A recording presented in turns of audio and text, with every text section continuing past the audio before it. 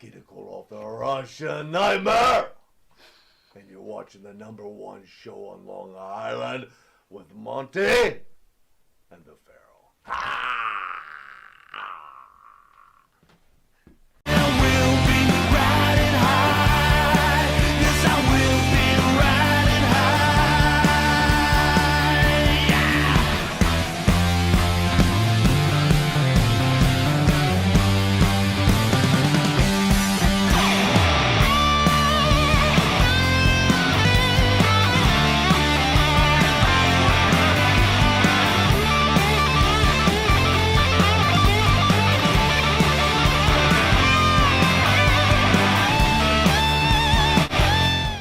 All right, welcome back to Long Island's #1 pro wrestling broadcast. Monte and the Pharaoh, seen only here at Indie Music TV. At the helm is super producer Matt. How are you, my friend? Chugging along, just great. Thank you for the great interview with Ken Patera. Yeah, that was great. And to the right is none other than the star of the show, Mr. Jimmy Pharaoh. Jimmy, how are you, buddy? Feeling nasty. Back again for another round. Look at you. Yeah. How'd you like that Patera interview, buddy? I loved it. It was great seeing somebody that goes back to the very early beginnings of my fandom. That was fantastic.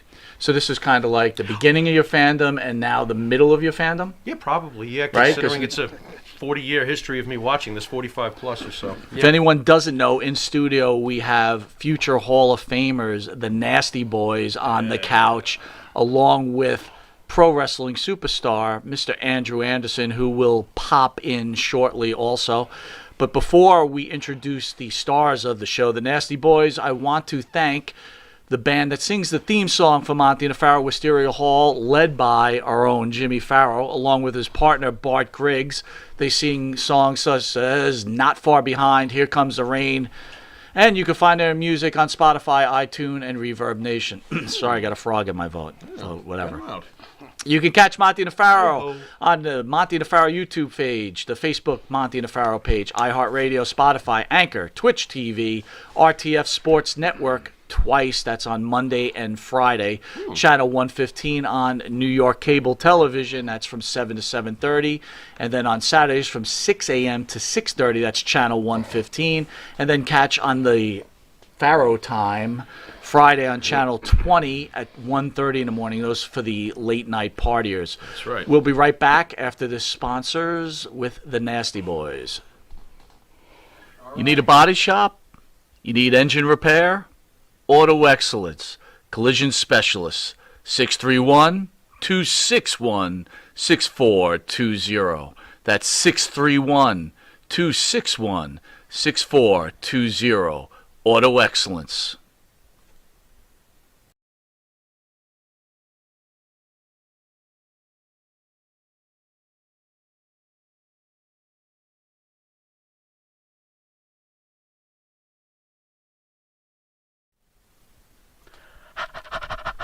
That's right, folks. Canine Corral for all your dog daycare and overnight care. Call 631-549-1544. That's 631-549-1544.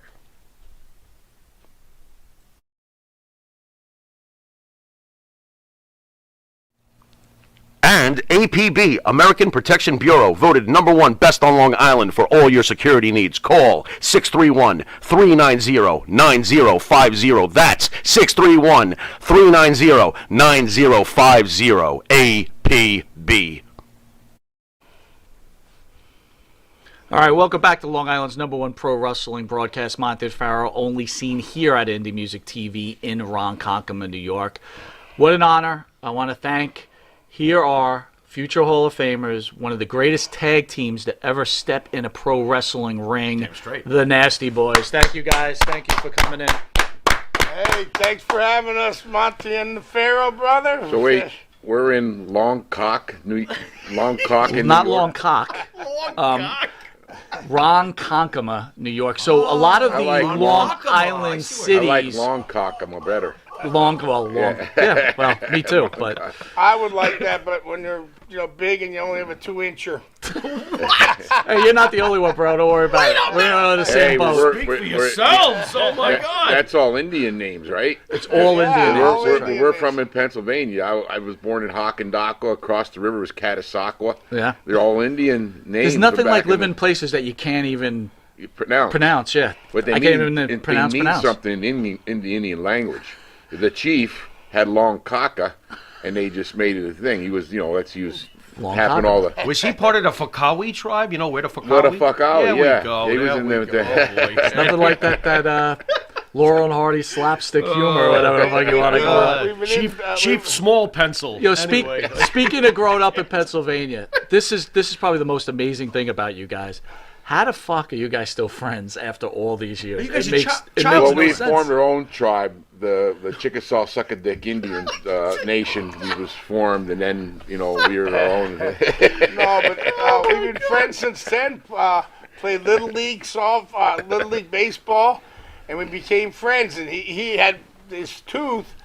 He only had a half a tooth, right? And I go, what happened? And he said, my brother shot it out with a BB gun. And I went, oh man, I think I'm gonna be friends with you, And then since we're 10, we've been best of friends and went through high school. I didn't go through middle school with him because I went to a Catholic school, And You went to Catholic school. yeah. Wow. Yeah, I know. I'm picturing this. I don't know. I guess the priest didn't find me attractive because nothing ever happened to me. I swear. Maybe you heard about the 2-incher. I was an Pat altar Patterson boy. did though, right? I did get the magic wand, which was you bend over and he whaps you with this paddle. Oh my You God. thought it was a paddle. Yeah. Little did Who you knows know. what was happening? The Father, the Son, and the Holy Slap. Hey, oh Before we boy. got there, I'd sneak in and get some of the wine that we were going to use for that. No, I'm only kidding. How'd you guys come up with the idea to be pro wrestlers? We didn't. You didn't. No, it just came to us. We Okay. had no fucking choice. Well, he got the kind of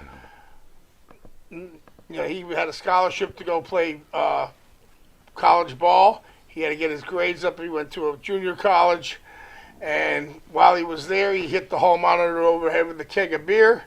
So that I don't know why. Or While he was how. getting his grades up, he hit the hall monitor with a keg Yeah, of beer. well, during where they were at their fraternity there or dorm, and then I was in the Army, and was in for about 2-3 years, and then they had a weight thing, and I was 210 pounds, and I had to be 208. So I come home, and he's already getting shit canned out of the college thing, and he goes, "Do you like it in there?" I said, "Well, not really anymore. My two buddies that were in already had left. They're the ones that got me in, Lorenzo and Hoots." And all of a sudden, he goes, "Well," I said, "Well, they got me on this weight thing. If I don't lose the weight, they said they're, honorable discharge." But at the time, they were really thinking on the weight. So we proceeded to eat 30, 40 cheeseburgers a piece of McDonald's. I was home for a 30-day leave. I came back at like 250, and they freaked out, and they said, "Drizovich, you got a month to lose it. You're out of here." And I said, "Okay, whatever." And I couldn't lose that much in that amount of time. Got an honorable discharge and everything. But the real crazy thing was, this is the 80s now, 1981, 82. Go from there, 2009 or 2010, Jimmy Hart asked me, and it was me, Greg the Hammer, Jimmy, and Jimmy got the thing set up, and two divas, SoCal Val and Brooks. Kelly Brooks? She was in TNA. Okay. But anyway, we all went over, and we were there for 31 days in Iraq, and we were gone from in the morning. We'd leave, spend 4 hours at each base, and it was a great thing to see, and the soldiers were so happy, and for me to give back, and I was already in there, but to see how our soldiers were treated over there, and they're playing the Kardashians over here, and not even showing what our troops were going through. It was an eye-opening experience. So But you the got to thing come full was, circle, kind of. You got to go from being in the Army to wrestling in front of the Army. But my good old friend Jimmy Hart kind of slid one by me because he knows I like beer. He goes, "Don't worry, Knobs. They have beer on the base. it's a Muslim country. There ain't no alcohol there. But then I found out, they got it. Some of the Army guys knew the deals and that, but it was a real good experience to go back there, and we had a great time. Okay, tell them why you're telling the story. You met your sergeant there. That's why you started it. Can you get to the point? You're just rambling on here. So anyway, what the fuck is he doing? Definitely a tag team. I walk in though, but we're in the chow hall in Mosul, Iraq, and the black guy, and I said, hey, he reminded me of LT, and I'm going, you remind me of Lawrence Taylor, So then we sat with the troops, and he was there as a civilian. So he came over, he says, hey, come sit with mine, and he started this wrap up, and I said, your last name ain't Barry, is it? He goes, how do you know that? I said, Sergeant Barry, it was my battery commander from Fort Hood, Texas. Yes. And I didn't see him. 26 years later, I see him in Mosul, Iraq. So that night when we're signing for all the troops, he stood right next to me, and he was like a drill sergeant. This is my soldier. I trained him. He became a pro wrestler. He was so happy and everything like that. Gave me his number, and still in touch with him today yet, Sergeant Barry. Yeah. That's crazy. I know. Sags, I wanted to ask you, Sags, how do you guys keep a relationship so strong after all this time? You mean me and Knobs? What? Yeah, Knobs. What relationship? Well, I want to ask you though. How do you guys keep so tight? You and Knobs. Well, it's part of being growing up together and tag team together. It's like a ongoing thing with your friends for life. Our grandfathers partied together, worked at cement mills together. They drove Harleys together back in the 30s and 40s when all that kind of stuff. But your parents didn't pair you guys up. You just met in the playground? No, I actually was tried out for baseball down in my neighborhood, and they cut me, and I came home. I was pissed off, and because my old man would tell me, take your fucking glove and your thing, you go up and prove yourself up there. You know what I mean? All the other kids had their dads out there up the coach's ass and all that stuff, So which kid gets cut? Oh, get out of here. I was pissed. Okay. So the next thing, one of our neighbors, they need Styles up there. It was hockey and Styles. They need kids on the team. I go on this team, and who do I meet but him? And then a bunch of other friends are lifelong friends too. So I'm on this baseball team, and he takes me home. He takes me home to his house, an old farmhouse up in in Stiles, Pennsylvania, which is we grew up in Whitehall, outside Allentown. We're close to here. Got a couple out, due west, but go home and hey, his Grammy's cooking something in the kitchen, and he goes, hey, Grammy, this is Sagsy. And she, a weird look at me. She goes, Sags? Saganovich? Because we're Polish. Mm-hmm. And she goes, are you Stevie Saganovich's grandson? I went, yeah. And a big smile came up on her face. Okay. And here we met, but she was good friends with my grandfather. He's Jan Drizovich, I'm Saganovich. And it reminded me that his grandpa was crazy like him. He hit a pole doing like 60, 70 with the Harley, the old K models, Yeah. And then he was loaded up and hauling ass. And that's how he died young. And his Grammy had to raise the family. Yeah. He was fucking crazy like we are. Right. So it's like almost certain things are meant to be. Just meant to be. You know what I'm saying? It's like somebody put us it. together there, at that point in life. Oh yeah. And then the rest was history, And we, there's 3 or fuck offs in high school and fighting, and then we get both kicked. I get kicked out of college. He gets kicked out of the army. Now we're fighting again, and beers and boozing and fucking up, and they're like, you guys need, a bunch of our friends, local cops. Matt Millen, our good buddy, played for the Raiders, and listen, everybody, you guys got to get the fuck out of here.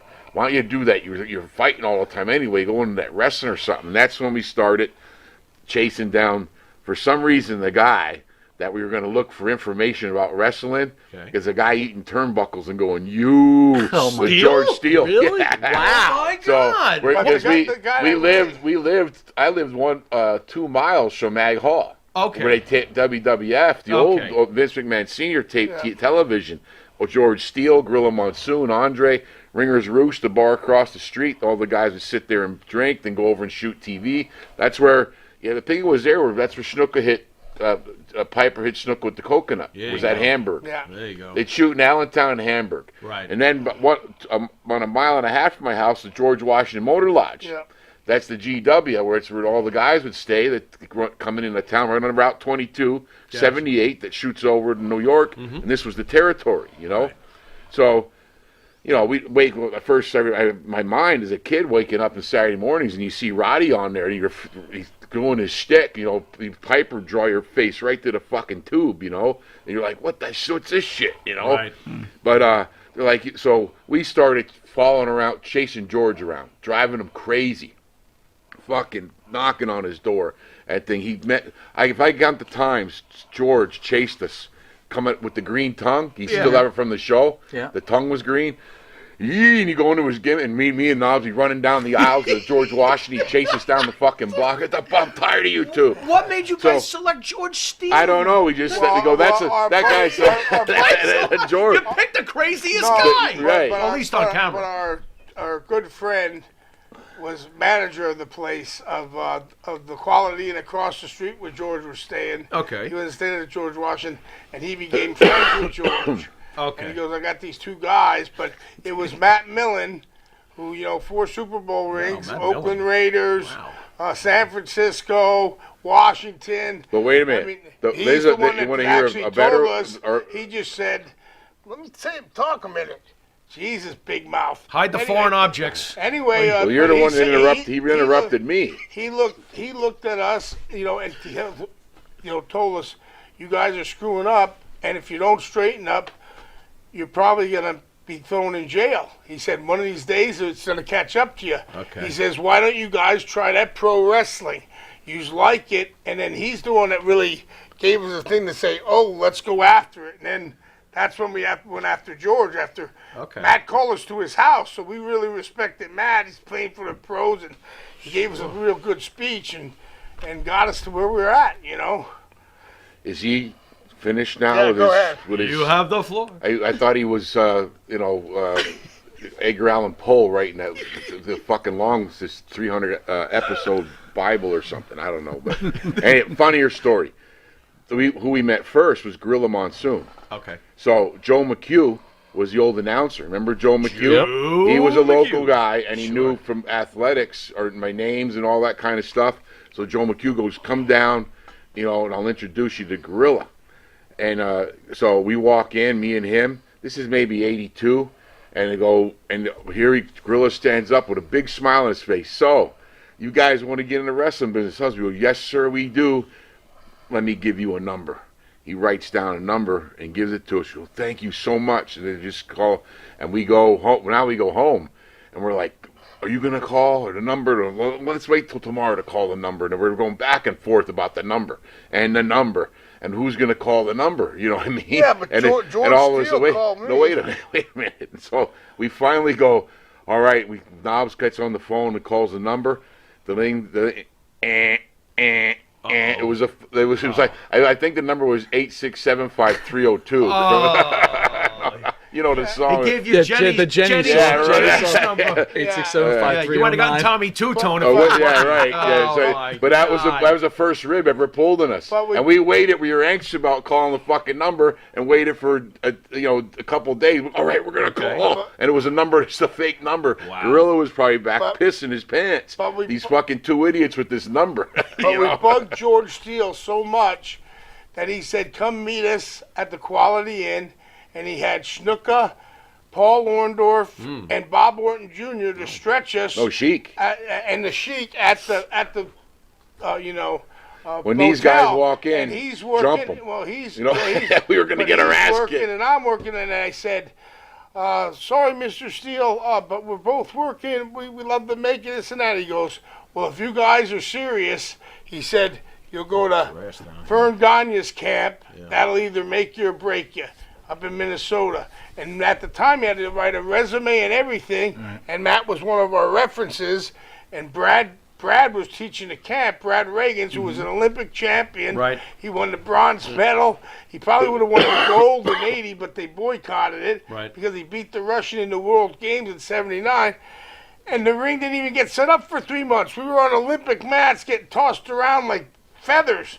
You know, he threw Leon White after Leon got out playing for the Rams, and Leon was like 380 pounds. He suplexed him right through the shower in the back, and we lived on the bottom of Brad's.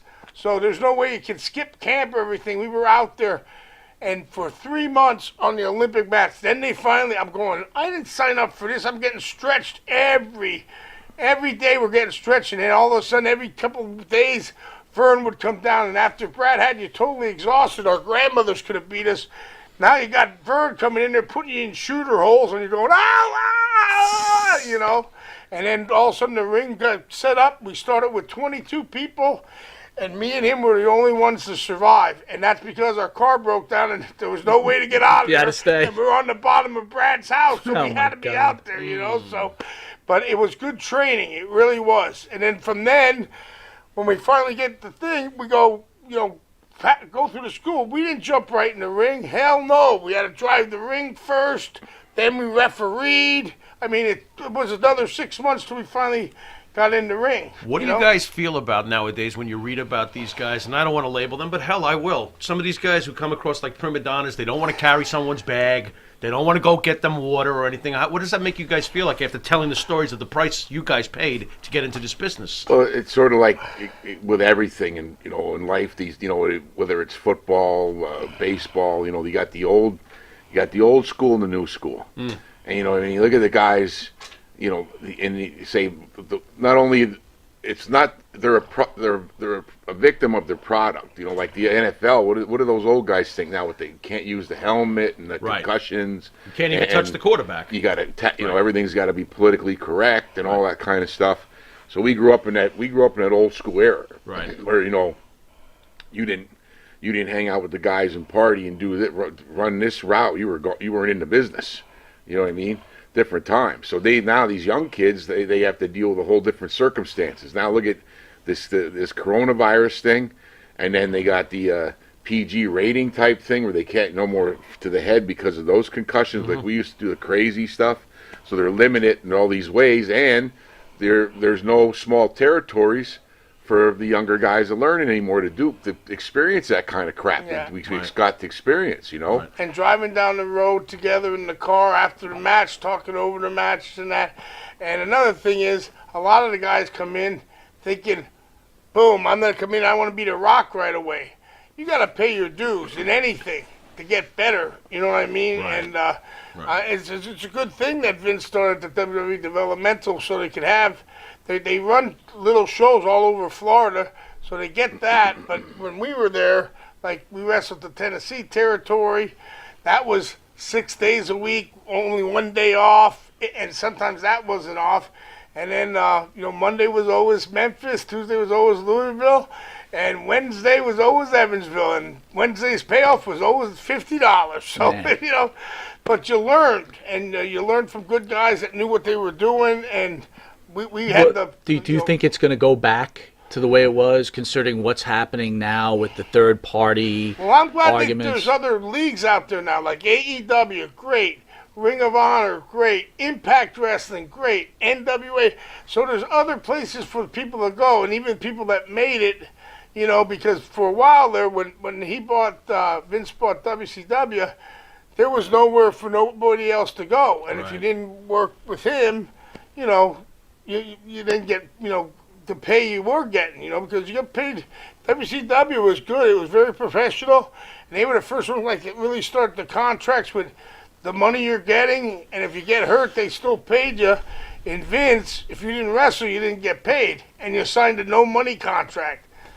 Back in the day, it was for no money. For opportunity, right? But he told us that we would make more than what we got offered, and we did by three times the amount when WCW first offered us a contract.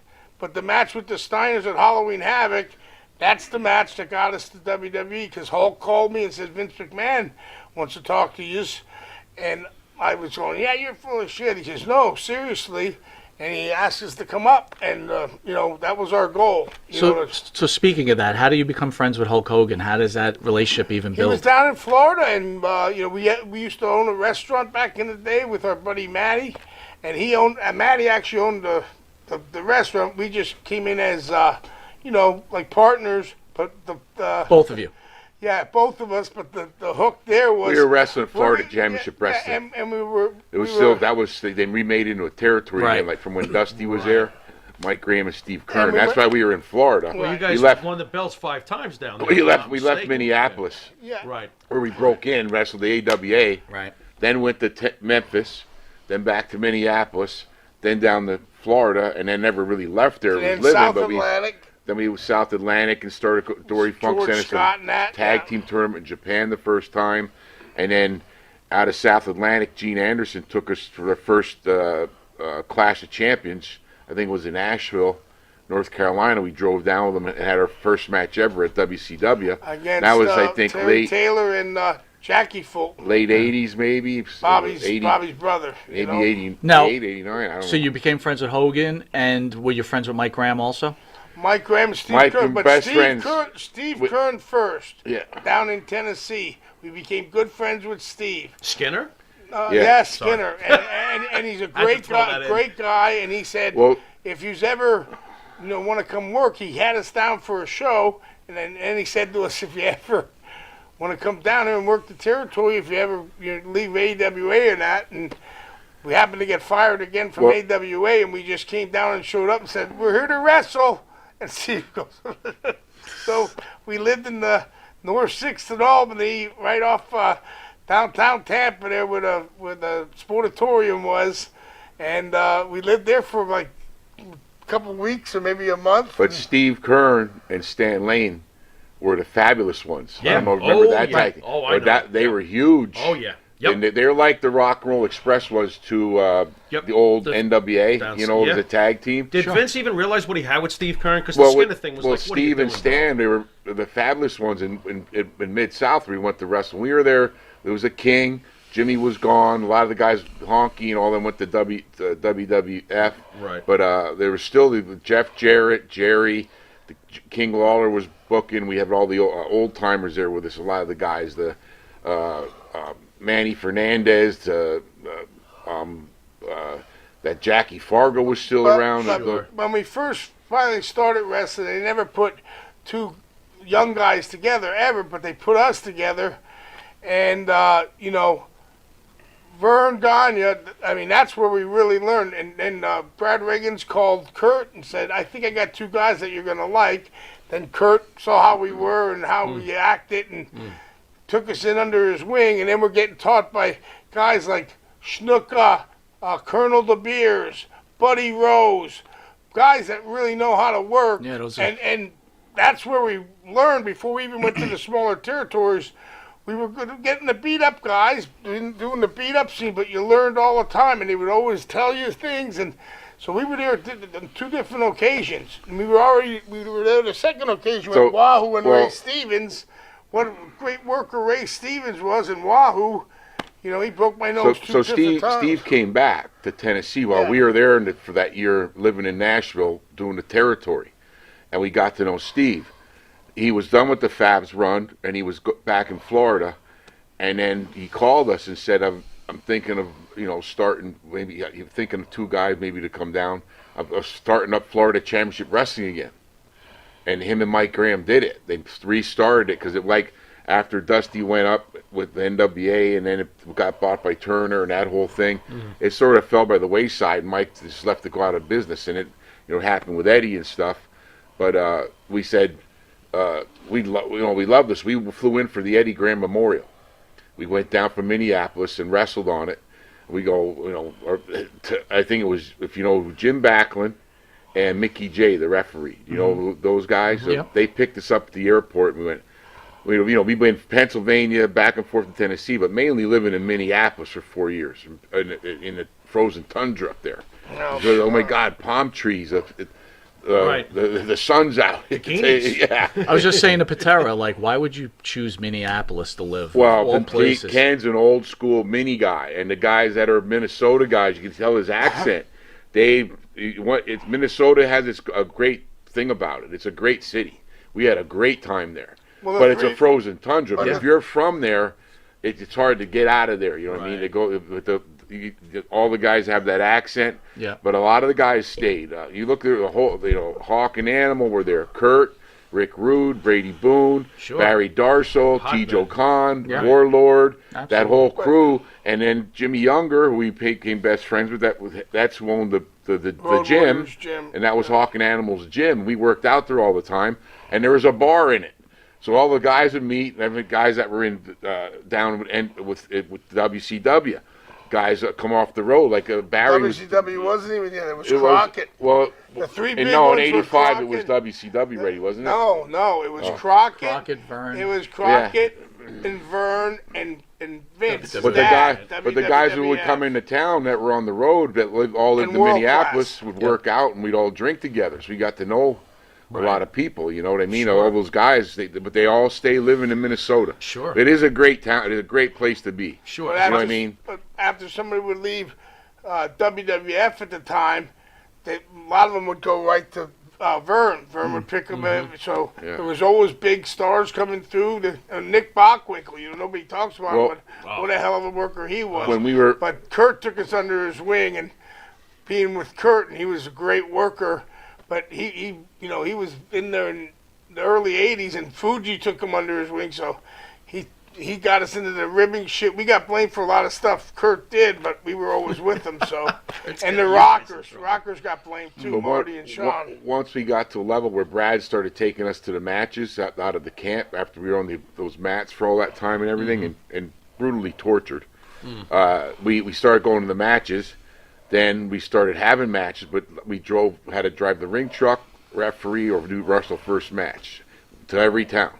And I look back at it, and I've listened to the Sheik's story, and I never knew that here's Sheik, bodyguard to the Shah, and an Olympic champion from Iran, and Vern has him refereeing and driving the ring truck. And then I just saw something from a while back, because I was on YouTube, but it was Larry the Axe, Kurt's dad, telling me, when Vern, I came in the Vern Gagne, but I refereed and drove the ring truck. I'm like, what? He did that too?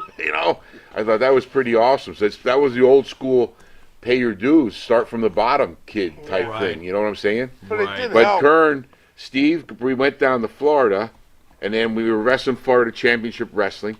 Our buddy needed help in a restaurant. We started doing that, and who really got us hooked up with Hulkster the first time was Greg the Hammer. Okay. We got to know Greg and his wife Julie, and they were always on the road, so we got to know him really good. And then they said, Julie, I think, told Hulk, "Hey, you guys got to go over to see these guys at this restaurant, these crazy nasty boys or something." That's how. Then Hulk brought the whole family in, and when we were closed, we ate and met, all of us, Just out of curiosity, public perception coming as from a fan, it was pretty obvious that Knobs and Hogan became very close on screen and everything, and in general like that. Were you also as close with Hogan during this time? See, we had different deals when we went home. Okay. I had 2 young kids with my wife, and I laid low when I went home. Okay. Where Knobs and Tone, and now Knobs married Knobs and Greg the Hammer's wives were sisters. Okay. So they never had kids. Were both single, so they get home and they go. Boom, with Hawk, and then at the same time was going. Knobs started partying with Hawk and Brutus. Bushwhacker Beach was big, and they didn't have kids either. Hawk lived over there. Brutus was always there, and Bushwhacker Luke lived right in the beach, and that was the go-to party spot.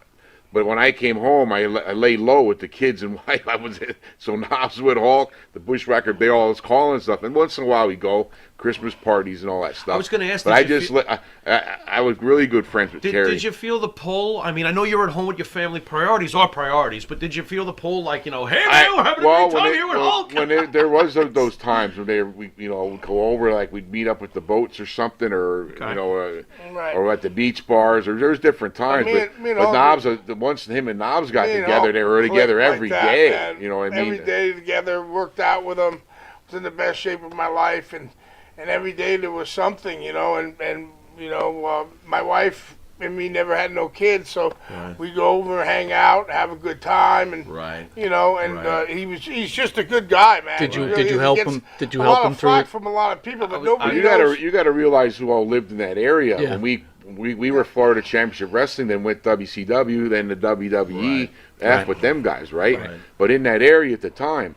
was Hulkster. I was tight with Randy. Right. He's after he got divorced from Liz. He lived was my neighbor. Right. He lived on Treasure Island, you know? He lived on Treasure Island with me, so we went out, did all kind of stuff together. We were neighbors, with a family or whatever. He was dating a girl at the time. We were always around, but Macho. Hawk lived there. Davey Boy and Anvil moved into town. Wow. The Bushwhackers lived in the town. Oh, Greg boy. the Hammer lived there. Brutus and Hawk. Everybody Hawk was everybody there. to come down because back in the day, we were on the road 300 days a year. So when you get off the road, you wanted to go somewhere where it's going to be nice, and usually Florida's nice. I mean, during the summer, yes, But you have the we had- humidities, but We had family events though too, like Harry Smith, Davey Boy in Georgia, the Davey Boy's kids, and Jim the Anvil and Ellie, the Natty and her two sisters, when they were this big at my house, you know, when the kids were little, was when we'd have birthday parties and a lot of stuff together with the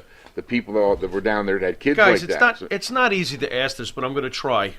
My partner and I, we grew up during the time of Hulk Hogan, Hulkamania. Yeah. Your guys' era too. I mean, all that whole time period, we love Hulk Hogan. Okay. Yeah.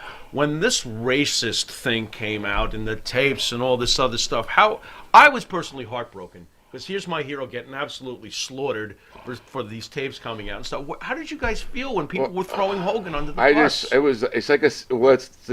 of the thing about the times changing, because the guy's not a racist. But everyone, if you're loaded or telling a story or joking around, you say the N-word or something like that. I mean, if you're in a spotlight because of the tensions and stuff that are out there, like a TV station you're working for, if you guys would all of a sudden your sponsors drop you, and that because of the racial bullshit, and it is wrong. You know what I mean? But I like it when we joke around and stuff. But I like the rappers and the songs. They can There's different ways to say it. That word is almost like a Donnie Brasco movie. You forget about it. Yeah, you know what I mean? It has it's a word that can mean different. If if a black guy's talking to a black guy, you're talking to your black buddy. What's up? You see, it's like a hugging thing, right? So it's a word that it may means. But Rodman tried to stick up for him. He was like, he's not a racist. Oh, he's and not no a one racist cared that at all. Rodman No. said it. No, Nobody cared. he's not But a I mean, racist. but the bad thing about it is there is bad racism in our country, which is fucked up. Right. And I mean, if next to the Native Americans, who got fucked over the worst than the black people of America. Right. They were just hanging out and fucking doing their thing in their own country, and you get kidnapped, and you're forced to be into slavery. Right. You think they wanted that? No. So what the fuck? We're the ones that forced them to come over here. Right. So now and since then they've been getting fucked over. So that's a situation. But if certain in the public light now, it's because it's such a hot thing. Because there are idiot fucking racist fucking redneck morons that when they say that word, that means that word in a bad way. Right. You know what I mean? Yeah. If it's me and Knobs joking around with Virgil or the Godfather, you son of a bitch, we're laughing around about it, you know what I mean? It's Did a you guys different reach out thing, to you Hulk know. during this? Did you guys give him a call, when this was happening to Hulk Hogan? We knew We always, would tell him, bro, it'll pass. You're not no racist. You're the nicest guy in the world. You do so many things for charities, and you help everybody out. Was he deeply?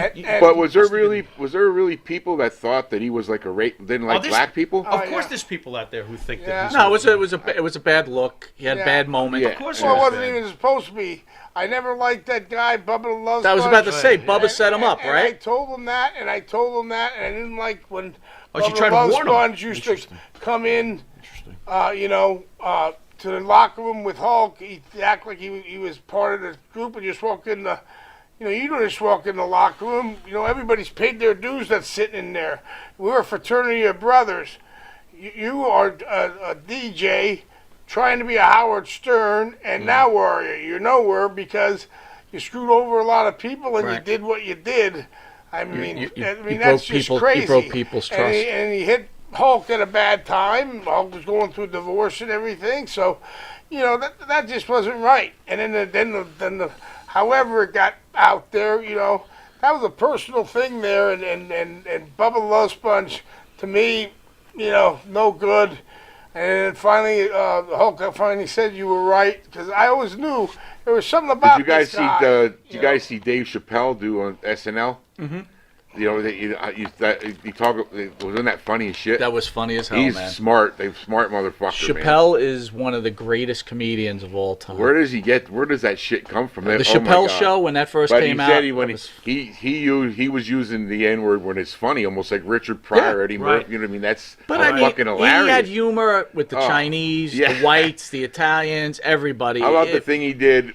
He did with Uncle Ben, and because of the thing they threw out Aunt Jemima, like they're taking the Native American names off the teams, that type of thing, because it's like it all builds up to that same thing. How about the black-white, blind white supremacist?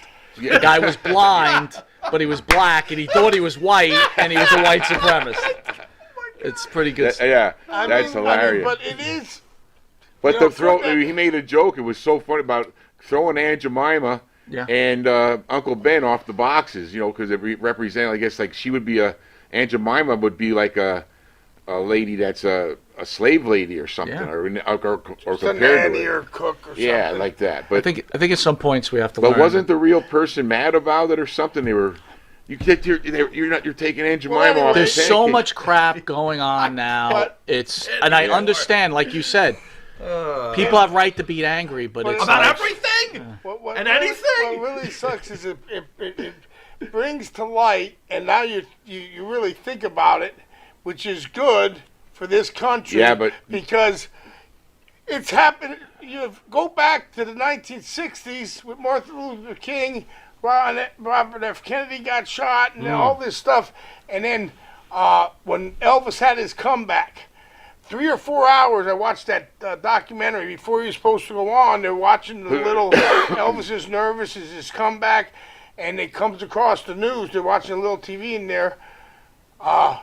Robert Kennedy got shot, and in like 4 minutes, he said, "Give me my guitar," and he came up with that, "If I Can Dream," and the words that he's saying now, back in 1968, resonated what's going on today, and that's been how long ago? And it's like, when is things going to change? And it has to change. It does. To every action, there's an answer. I think some motherfuckers fanning the flames. There's a shit disturber. Somebody's trying to stir up some type of race bullshit war. You know what I mean? With these crazy motherfuckers. There's a lot of stirring. And there's a shit stirring going on. Somebody's fanning the fucking flames. There's a lot of stirring. You know what I mean?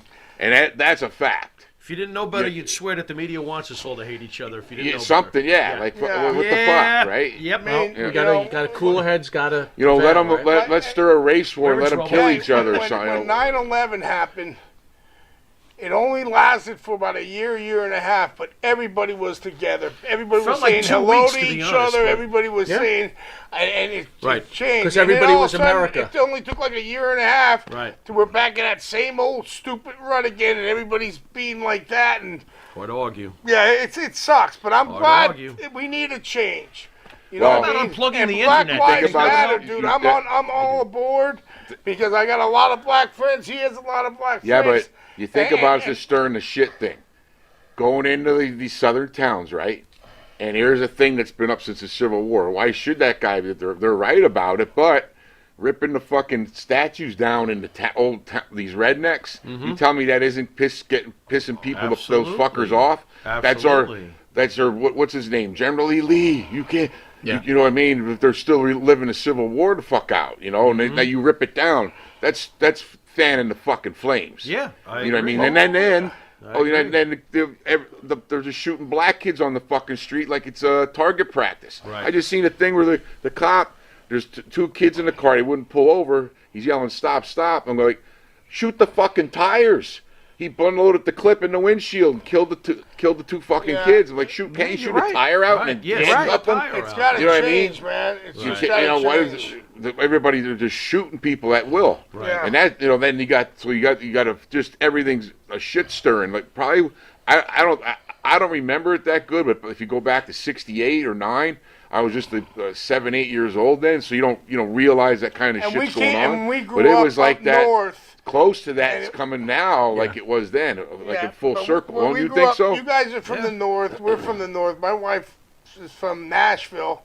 But what a difference from the people in the North, and because people in the North, when we were in the North, we never had any of that. It wasn't like that for us. You know what I mean? It just wasn't. We took everybody as everybody's equal. I agree, especially if you're in athletics, right? I don't know why it was like that, but down south, the Indians got ripped off. We stole the land and put them on reservations. The black people got drugged from another country, were made slaves. But after slavery ended, our great-grandparents and grandparents, everybody that came into Ellis Island was used as a slave in some way. You had to work, you owed your soul to the company store type thing. That's right. The coal miners and the steel workers all got fucked and had to pay their dues to come up, but not that bad. You know what I mean? You were getting paid, but ended up at the end of the week owing the boss money. How does was that not being a slave in a way? Right. You know what I mean? So there's up in the Northeast up here, all them generations. For our family, the Polish, Slovaks, Irish, Germans, everybody, Italians, all came in Ellis Island, and that's when all the high quality. It makes New York City, the neighborhoods, you know what I mean? I don't like talking about it because I grew up always loving everybody, love your fellow man, and no matter who, what color, what race, whatever, and everybody's together. We're all trying to do the same thing and try, the one goal is to do whatever job you're at, do it the best you can, and make money. So I was never, ever like that in my entire life. So I would take everybody the same. Hey, can I take a break quick? We're gonna take a quick commercial break, and then we'll get back to the Nasty Boys. We shall return. Hey, give me. The Monte and the Pharaoh Show is brought to you by...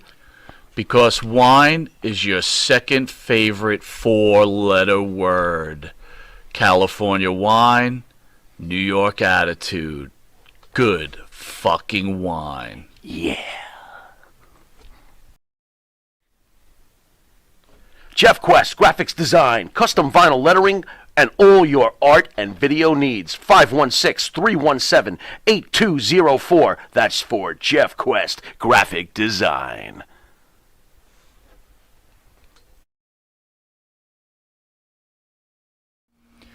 In the mood for a freshly roasted cup of coffee? www.offtherailscoffeeroasters.com.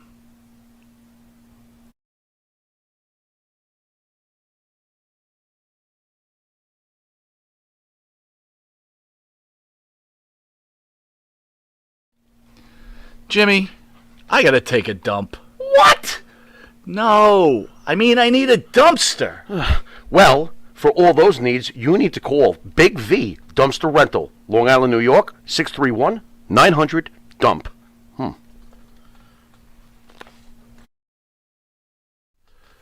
You want to star in your own success? Call QuickCast, www.quickcast.com, 866-7-CAST-NOW. That's 866-7-CAST-NOW. QuickCast. Star in your own success.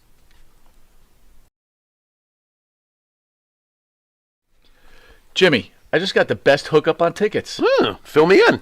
I went to www.seatslinks.com and ordered the best tickets with the best prices.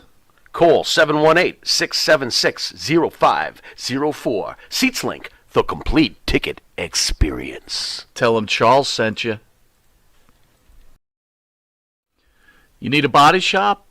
You need engine repair? Auto Excellence, Collision Specialists, 631-261-6420. That's 631-261-6420. Auto Excellence.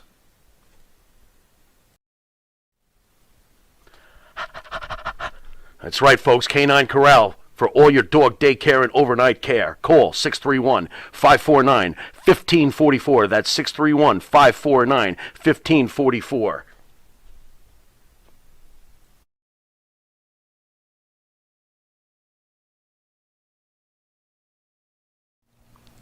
And APB, American Protection Bureau, voted #1 best on Long Island for all your security needs. Call 631-390-9050. That's 631-390-9050. APB.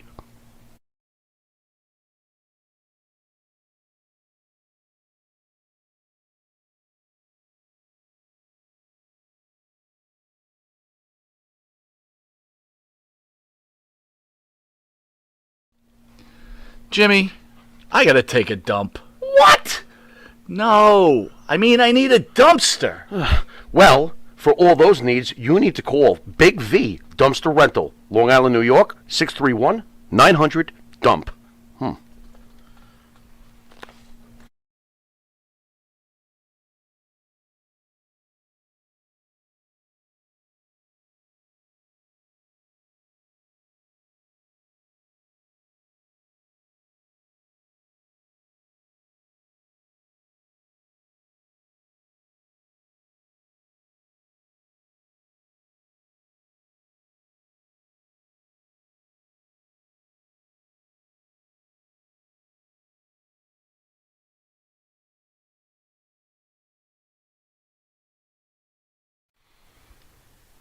The Monte and the Pharaoh Show is brought to you by...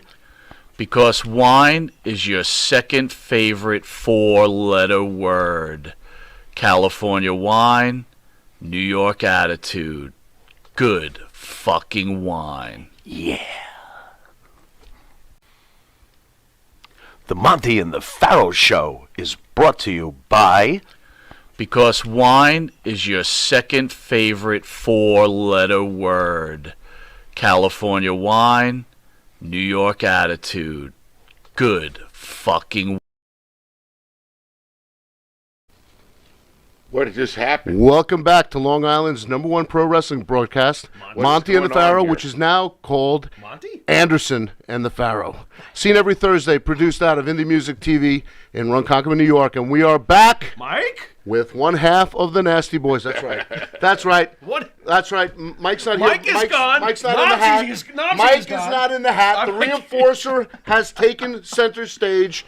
And you know what? We just want to hear something, all right? Listen, Jerry, you know you're one of my best friends. You've eaten at my house. What? You were there with the table that broke.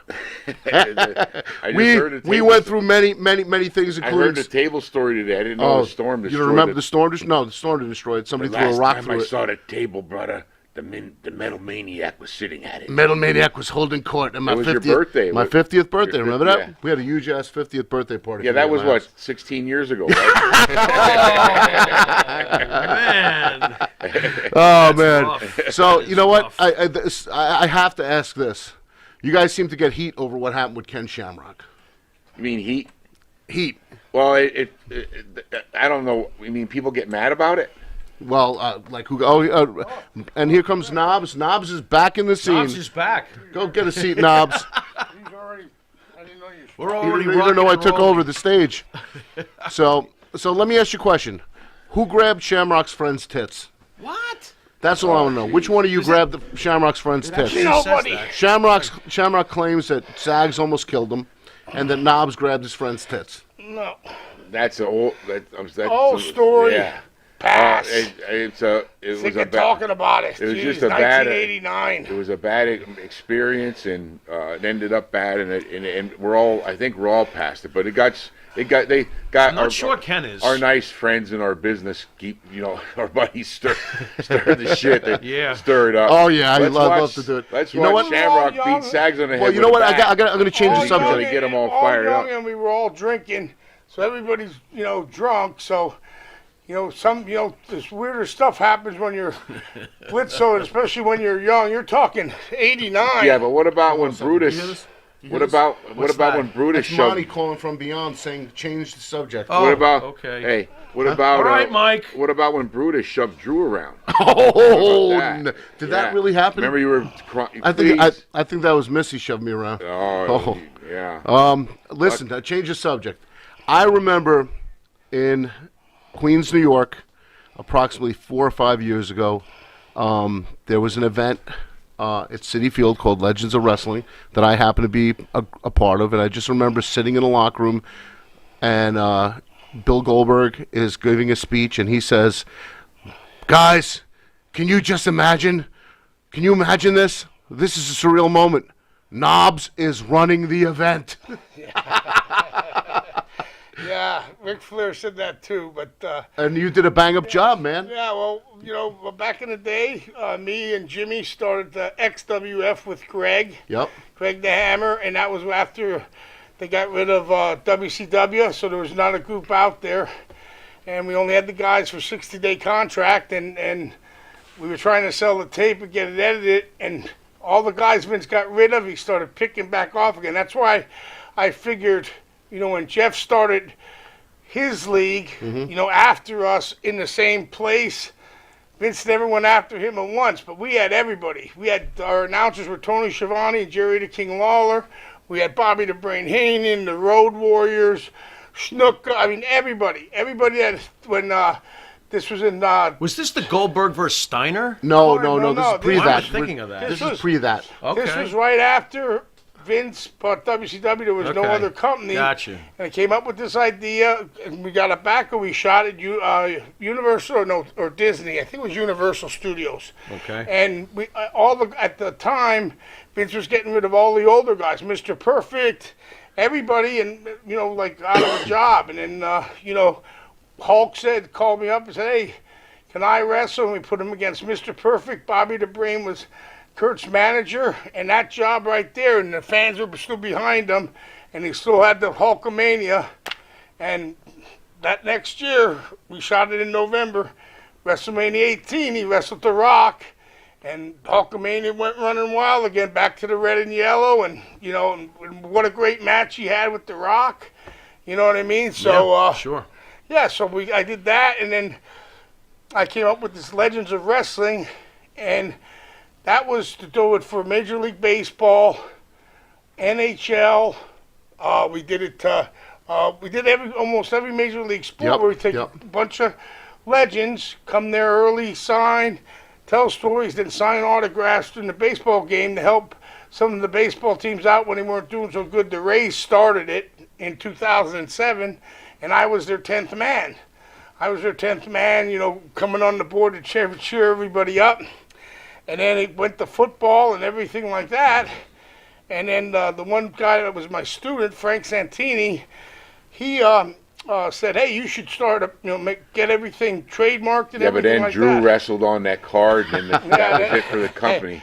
But we sold out a I never 45-seat seen such a arena match. in My God. Detroit 2 years in a row. Oh, there he is over there. On That's 18th that is him. and, Didn't he wrestle Marco? 2018, 2019, and then Did this year you it was wrestle canceled, Marco? but then it started spreading Or the out. Hammer. to You other wrestled locations Hammer? wanted I us wrestled. in Hammer there, managed me on that show. Hammer, So it that's a worked good pretty deal. and I'm still having it. I like ever that since this combination. COVID, Put her in a court. We got two different conversations going on. Oh. Andrew, rule number one. Go on, Nubs. ever since Well, when he took over, brother, he takes over. ever since It's his show the now. COVID, it knocked everything down. There's there's no fans that even know sporting events. So why would they need people to fill the buildings? But we did the Pittsburgh Pirates, 37,000.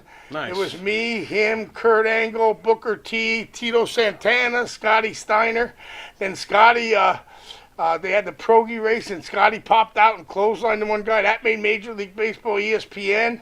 And then the one we did down for the Florida Marlins, Goldberg was throwing out the first pitch. So he says, "Hey, I want to spear somebody." So I took the guy that was my partner now, Frank Santini, and he knew how to wrestle. But the Colorado Rockies wouldn't give him a jersey, so he wore a purple jersey, and he found a Colorado Rockies hat. So after Bill threw the pitch, he went out like making fun of him, and walked out between the pitcher's mound and the catcher's, the home plate, and Bill speared him and got a big pop, and that hit ESPN and all over. So it really helped the company out. You know what I mean? So And you had 2 great years in a row with Detroit's Legends of Wrestling. yeah, yes, we Sold out it houses in the both hockey arena. times.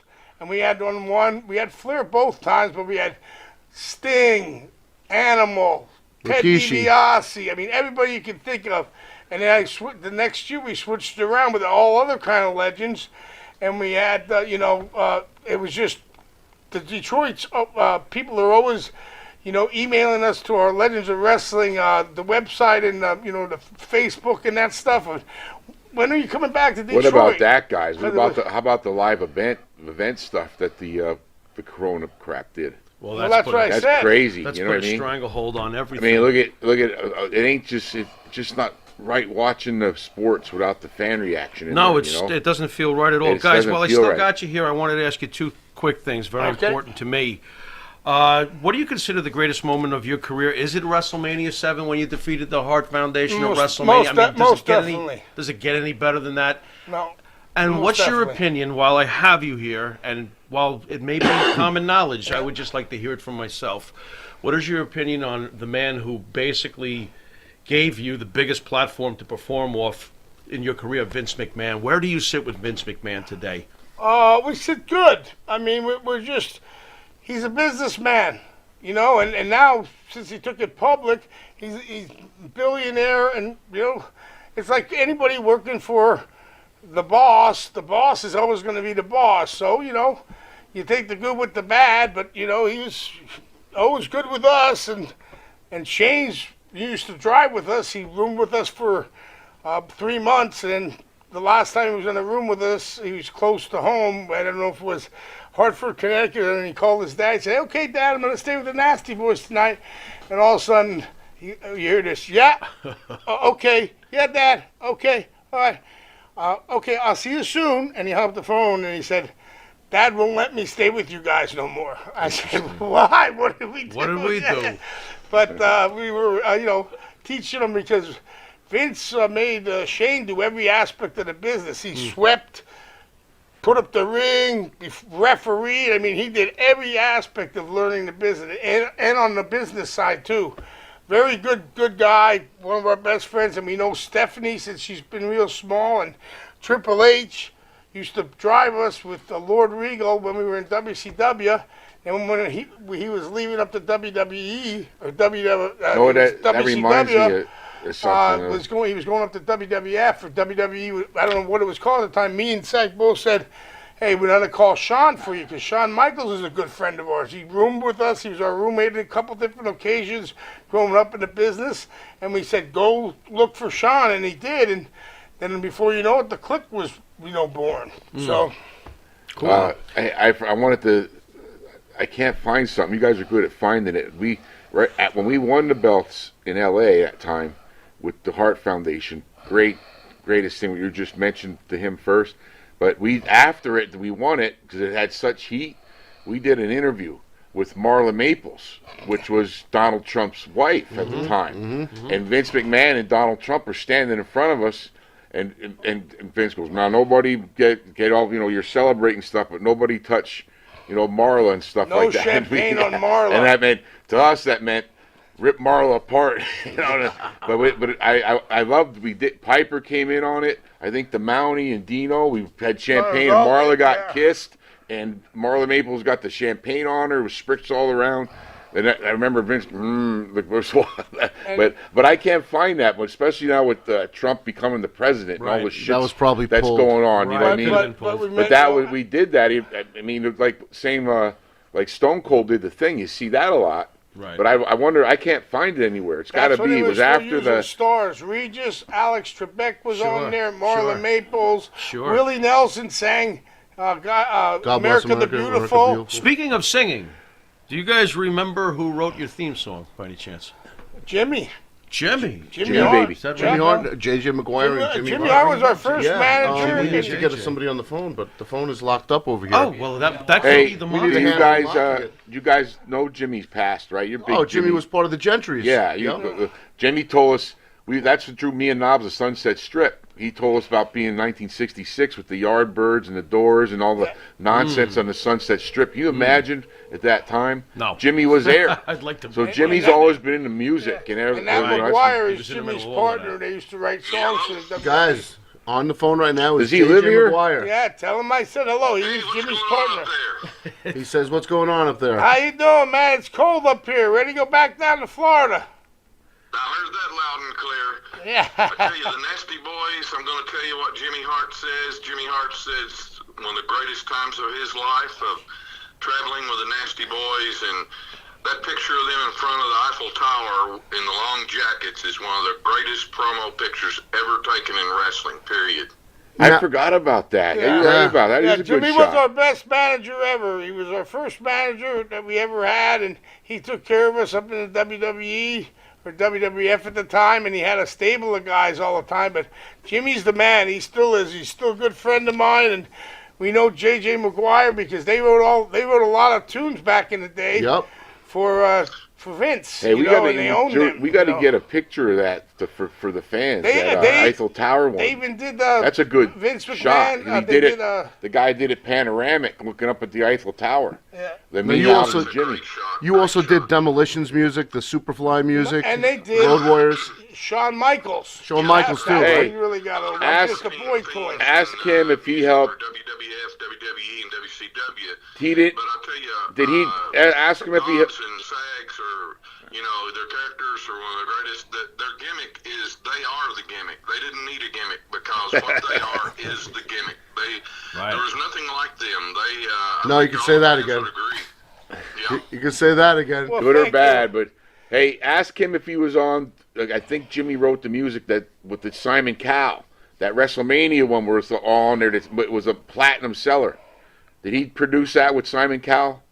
Yeah, we went over, 'Cause- Hulk and Jimmy and myself went over to Simon's home mansion studio, and we met him, and Hulk did some overdubs on Leader of the Gang, a remake See? of the Gary Glitter song. And the first time is he still talking? I can't hear him over It there. was unbelievable, really, and who knew? I mean, Simon Cowell was a big, famous producer at that time as well, but, yeah, we did some stuff over there when we were in England promoting, the Wrestling Boot Band. Well, and also I didn't know SummerSlam about- in 92. Yeah. I didn't know that story until I saw A&E, the lifetime of Simon Cowell, and what was the show, American Idol. Mm-hmm. The money he made on that, huge. But he goes, and he was telling it was the lifetime story. He's telling a story going, yeah, well, I got my break in the business. I ran into, it was Jimmy Hart or Hulk at the something, and then they made a meeting with me with Vince McMahon. I said, I'd like to do a WrestleMania album. And they go, okay, so Jimmy and these guys wrote the music, and we sang the songs, and all of us were on that album cover. And he goes, yeah, and who would believe that thing went, triple platinum overseas and stuff. I'm like, and then I was thinking to myself, hey, I sang on that. Where's my triple platinum royalty? Nasty House was the first one, and then the second one was Nasty Sensation, and then we did Judy the Beauty. Oh, she's looking so right. Yeah. Wasn't that Jake's ex-wife, Judy the Beauty? Wow. Well, it's good talk. It's good talking to you, JJ. Does he live here? He lives in Memphis, Tennessee. Oh, he's in Tennessee. All right, Jimmy, we got JJ. We got to let you go, buddy. We're gonna close up the show. Hey, good hearing from you, Good bro. talking to you, Good my hearing friend. from you, JJ. Bye-bye. All right.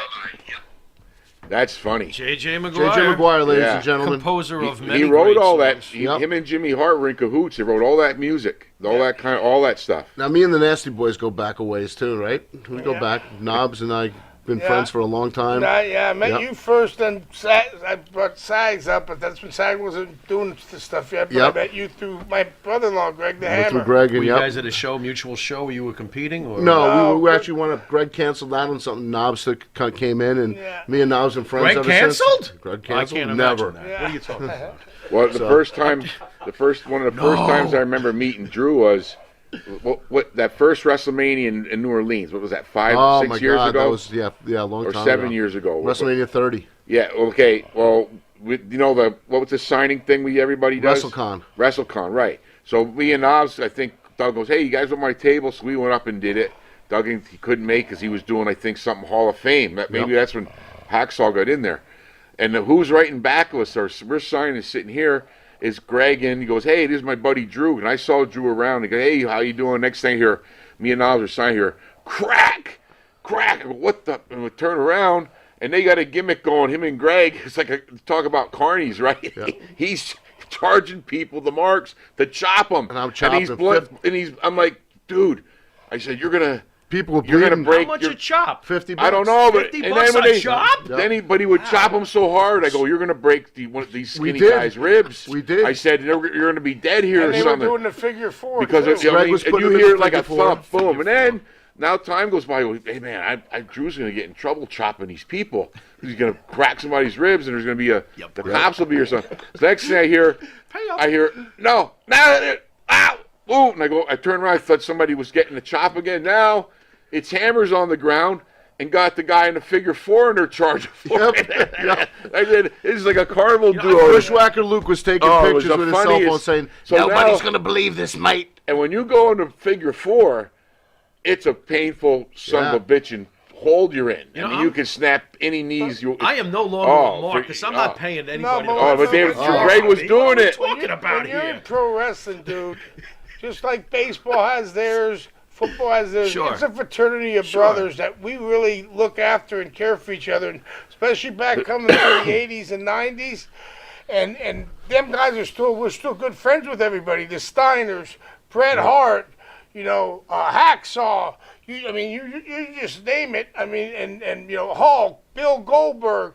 I mean, I still talk to everybody. And Booker T. I was just with The Godfather. We're doing a reality show, and it might be coming out next year called Tales from the Road, where we're going to go and talk to some of the legends about, I said this, dark side of the ring, always downing the business, and this. Hey, we had great times in the business. Right. We have no complaints at all. I'm beat up after. Do you guys ever feel that way about, we were talking about the media that nobody wants to hear good news. Right. No. There's all. You turn the news on, it's like you want to see the murders, how many, and we've been conditioned. And you're like, you want to get shocked and see the bad news. And people wonder why wrestling's WWE's ratings are down. It's because the media has the baby face with CNN and the heels with Fox, and they're doing wrestling better than wrestling is. Yeah. Pretty much, you're right. Yeah. So. Well, guys, we got to wrap it up. I want to thank the Nasty Boys very much for coming down. The great Andrew Anderson. My brother. It's great to have Drew. Mike Monte, get in here. Mike, get in here. Who has pulled a Dr. Seuss. Where is he? Where is he if I summon him? There it is. There he is. It's almost time to put... That's how Drew looks without his wig. Hey, you know what the funniest thing I ever said? Remember, you know my assistant, Jason, right? Yeah. Yeah. What Jason says to Greg one time, he goes, "Hey, Hammer." He goes, "Is it true you keep your wig on a styrofoam head by the side of the bed and your teeth in a jar?" Oh, my God. Greg looked at him and goes, "Fuck you, you cross-eyed freak." Gotta get ready, put on the mask. I'm telling everybody out there, wear your mask, wash your hands.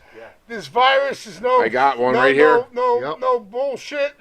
And, just be safe out there, everybody, man. And everybody have a happy Thanksgiving. And from the Nasty Boys, what kind of Thanksgiving is going to be? It's going to be a nasty, happy Thanksgiving. That's right, baby. Hey, we love you guys. Without you guys, we wouldn't be sitting here right now. With you guys, the fans is what made us. And we like going to the Comic-Cons and talking and signing autographs for you guys. Makes us feel good. We couldn't do it this year because of coronavirus, so let's all stick together. In 2021, we'll be back to... And Knobs, where can they get a mask? Where can they get a Nasty Boy mask? Breakneckgear.com. They have a bunch of them. They have the Nasty Boys. They have Bret Hart. They have Hacksaw, and they have Animal. So they have all kind of stuff. Shirts, socks, masks, everything. So check it out, breakneckgear.com. And wrestling fans, I'll see you December 12th in Greenville, Texas for SWE Fury. All right, folks, you've been watching Monte and the Pharaoh, and we'll see you next Thursday. Drew's going to Texas. Later. Take care.